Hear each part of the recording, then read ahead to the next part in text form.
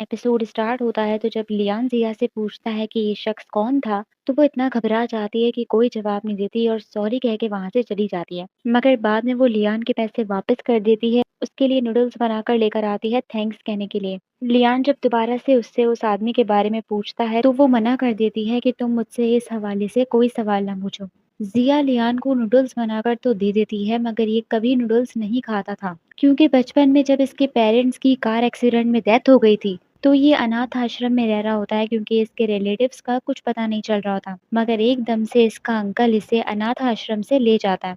मगर बाद में पता चलता है कि इसके अंकल आंटी इसके पेरेंट्स की जायदाद की वजह से इसे लेकर जाते हैं। इसकी बर्थडे वाले दिन इसके नूडल्स में ही नींद की गोलियां मिलाकर रातों रात पैसा लेकर भाग जाते हैं। लियान बेचारा वापस से अकेला पड़ जाता है और दोबारा अनाथ आश्रम में ही पला बड़ा होता है। बाद में पुलिस वाले इसके अंकल आंटी को ढूंढ के निकाल लेते हैं और इसका लिया हुआ पैसा भी वापस लौटाने को मान जाते हैं। मगर लियान कहता है कि मुझे नहीं चाहिए, उन्हें ही मुबारक हो, बस इनकी शक्लें मुझे दोबारा ना दिखें। मगर अब ये उस चीज को लेट गो कर देता है और नूडल्स खाने लगता है। दूसरी ही तरफ लियान जब मार्केट आता है तो वही आंटी जो इसे वेजिटेबल नहीं दे रही थी, इसके बारे में लियान को पता चलता है कि इसकी फैमिली में कोई नहीं है। इसके शौहर की और इसके बेटे की काफी यंग एज में डेथ हो गई। ये अकेले ही अपना गुजारा कर रही है, तो लियान को काफी तरस आता है उस पर, इसीलिए उससे दोस्ती कर लेता है और मेंबरशिप खरीद लेता है कि अब से मैं आप ही से वेजिटेबल्स लूंगा।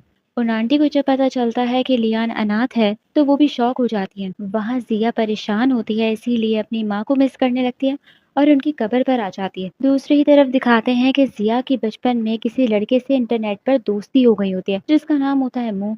मगर काफी साल हो गए होते हैं, जिया ने वो अकाउंट नहीं खोला होता। आज वो पहली बार अकाउंट खोलकर उसे ढूंढने लगती है, तो उसके इतने सारे मैसेजेस आए हुए होते हैं कि तुम कहाँ हो, किधर हो।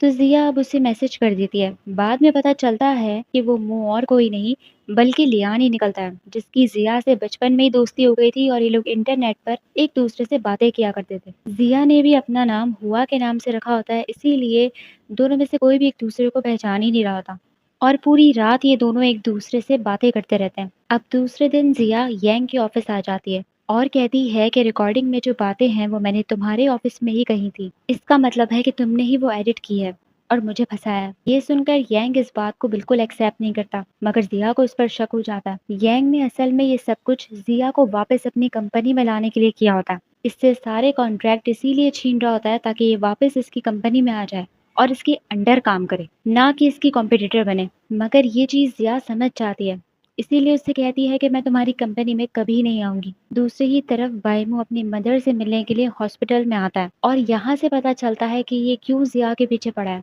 क्योंकि पहले इसकी जिया से मुलाकात हो चुकी है और शायद उसने इसे थेरेपी वगैरह भी दी होगी। ये भी चेयरमैन का बेटा होता है, कोई गरीब नहीं होता, इसीलिए ये उसकी मदद कर रहा होता है उसे इनोसेंट साबित करने में। सिर्फ इतना ही नहीं बल्कि अपनी माँ से कहने लगता है कि मुझे जिया से प्यार हो गया है, इसीलिए उसके पीछे पड़ा है।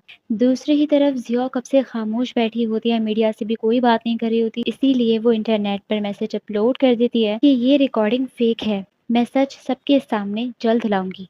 अब जिया को भूख लगने लगती है, तो जब वो फ्रिज में चेक करती है तो लियान ने पूरी मार्केट वहाँ स्टोर की भी होती है। जिया लियान से परमिशन लेकर उसके खाने पीने का सामान यूज करने लगती है। वहाँ लियान अपनी कैंपस स्टोरी में ही फंसा हुआ होता है, क्योंकि इसे कभी प्यार तो हुआ नहीं होता है, इसीलिए इसे फीलिंग्स समझ नहीं आ रही होती कि मैं फीलिंग्स कैसे डालूं। इतने में ही इसे बाहर से शोर शराबे की आवाज आती है, तो जब ये बाहर आकर चेक करता है तो जिया ने घर को डिस्को बनाया हुआ होता है। वो ड्रंक हो जाती है, इसीलिए डांस वांस कर रही होती है और जबरदस्ती लियान को भी ड्रिंक पिलाने लगती है। वो तो बस उसे दिखाने के लिए फेक ड्रिंक कर रहा होता है। ड्रिंक पीते ही इतना क्रेजी हो जाती है कि पूरे घर में डांस करती फिर रही होती है और ड्रिंक पीने के चक्कर में अचानक उसके ऊपर ही गिर जाती है। उसकी हार्ट बीट तेज हो जाती है, मगर वो गोद में उठाकर उसे उसके रूम में लिटा देता है। मगर जिया उसे पकड़ लेती है, उसे जाने नहीं देती और अपनी माँ का नाम लेकर रोने लगती है। मगर वो उसकी केयर करता है, उसे ब्लैंकेट उड़ाकर चला जाता है। सुबह जब जिया की आंख खुलती है और वो देखती है कि उसने पूरे घर में कचरा किया हुआ होता है और लियान वो सारा कचरा समेट रहा होता है, इसीलिए वो एम्बेरस हो रही होती है। लियान को जो स्टोरी लिखने में प्रॉब्लम हो रही होती है कि लव की फीलिंग को कैसे एक्सप्रेस करूं, तो जिया उसे अपनी मिसालें देने लगता है कि देखो तुम मेरे कैरेक्टर के बारे में सोचकर स्टोरी लिखो, मेरे लव के बहुत एक्सपीरियंस है। लियान जब उसके एक्सपीरियंसों को सोचता है तो बड़े ही घटिया एक्सपीरियंस होते हैं उसके, कि हमेशा लड़कियों से पिट कर ही आता है। लियान कहता है कि अब मुझे समझ आया कि मुझे प्यार की फीलिंग्स क्यों नहीं समझ आ रही और इन चीजों से विश्वास क्यों उठ गया। क्योंकि मैं 24 घंटे तुम्हारे साथ जो घूमता रहता हूँ, इसीलिए तुम्हारे साथ घूमना बंद करना पड़ेगा ताकि मैं स्टोरी लिख सकूँ। जिया अपनी लव स्टोरी की बातें कर रहा होता है, इसीलिए युआन को जेलसी होने लगती है और वो नाराज़ हो जाती है उससे। अब लियान को इस स्टोरी की वजह से ही स्ट्रेस होने लगता है। उसे समझ नहीं आ रहा होता कि वो क्या लिखे, तो वो जिया के पास थेरेपी करवाने के लिए आ जाता है। मगर वो कहती है कि पहले तो मैंने तुम्हें एडवाइसेज़ फ्री में दे दी थी, मगर अब चार्जेस लगेंगे। तो वो मान जाता है। लियान उससे अपनी प्रॉब्लम बताता है कि मुझे समझ नहीं आ रहा कि मैं स्क्रिप्ट क्या लिखूं। तो जिया कहती है कि तुम्हें किसी मास्टर राइटर के पास जाकर ये सवाल करना चाहिए। तुम मुझसे ये सवाल क्यों कर रहे हो? मैं तुम्हारी क्या हेल्प कर सकती हूँ? लियान कहता है कि तुम मेरी हेल्प कर सकती हो। तुम एक लड़की हो, तुम मुझे बताओ तुम्हारा आइडियल टाइप क्या है? तो वो कहती है कि कोई ऐसा बंदा हो जो कि रोमांस करना भी जानता हो और मैच्योर कैरेक्टर का भी हो, और उसे आइडिया देने लगती है कि तुम इन चीज़ों को आपस में कंबाइन कर सकते हो। सिया की एडवाइस से लियान को काफ़ी फ़ायदा होता है।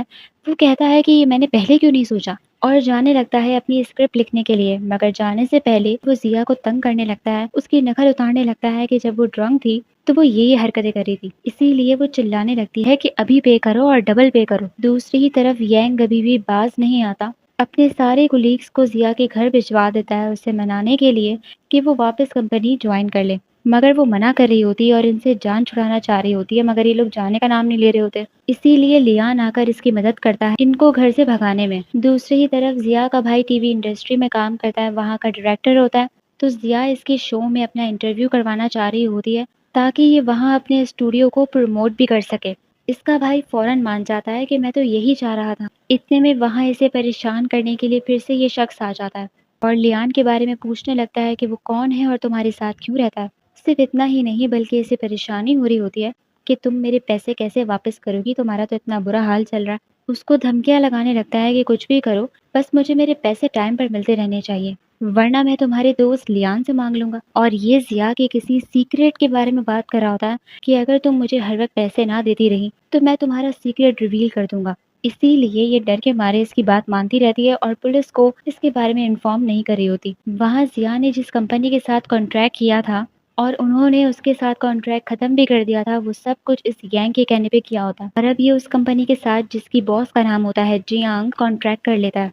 वहाँ लियान फाइनली अपनी कैंपस लव स्टोरी लिखना शुरू कर देता है। इसमें भी वो जिया को ही as a female lead assume कराता है। स्कूल में आज इसका पहला दिन होता है और पहली नज़र में ही इसे ये पसंद आ जाती है। जिया सारी लोगों की सीट्स को छोड़कर लियान के बराबर में आकर बैठने लगती है कि क्या मैं यहाँ बैठ सकती हूँ। ये सुनते ही वो अपना बैग उठाकर फेंक देता है कि क्यों नहीं, और जिस तरीके से फेंकता है वो बड़े मजे का सीन होता है। अब ये स्क्रिप्ट लियान जब अपने भाई को जाकर सुनाता है तो वो शॉक हो जाता है कि तुमने इतनी अच्छी कैसे लिख ली, इतने दिनों से तुम मुझसे नहीं मिल रहे थे, कहीं इस वजह से तो नहीं? लियान कहता है कि नहीं, बल्कि मुझे कोई और मिल गया था जिसने मेरी हेल्प की। तो जिया बार-बार उसका नाम पूछे जा रहा होता है कि वो कौन है, मगर लियान सिर्फ स्माइल किए जा रहा होता है, कोई जवाब नहीं दे रहा होता, क्योंकि असल में तो वो जिया ही होती है। और यहीं एपिसोड खत्म हो जाता है। तो आप लोग मुझे बताइए आप लोगों को एपिसोड कैसी लगी?